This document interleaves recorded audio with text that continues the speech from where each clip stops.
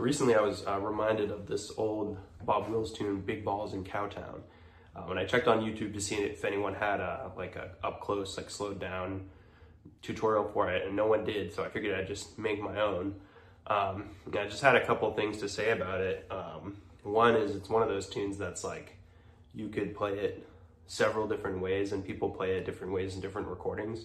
So the one that I'm kind of presenting primarily for this video is the one where you just pretty much stay on the highest 3 strings. You don't really go down to the G string. But another cool one that it would be cool if you're playing the song and you're playing it, so like this is like the kind of like the fiddle like kickoff to the tune. And if you're gonna play like a fiddle kickoff and then a fiddle end, it would probably be a good idea to like to differentiate those a little bit, maybe.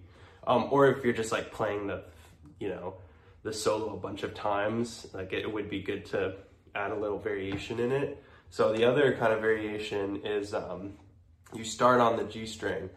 Well, obviously you start with that kind of double stop, like, classic Bob Wills start, but then you go down onto the G string and do like a G major arpeggio starting it off. So I'll play that. I'll try to play it.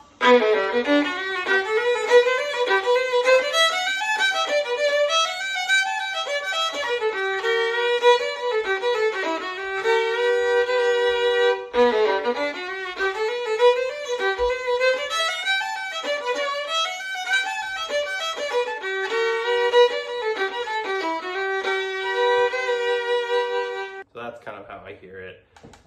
Another note was, it's kind of a small thing, but I think it makes a little bit of a difference, so specifically I hear this maybe it's in the Bob Wills recording, I can't remember, but in the George Strait recording, the fiddler plays, normally you'd think you'd play a C natural, right? Because that's like, that would go along with the excuse me, I'm a little sick, the key of the song that the song is in. But he actually goes up to a C sharp, and you probably noticed that in what I was playing. He goes like,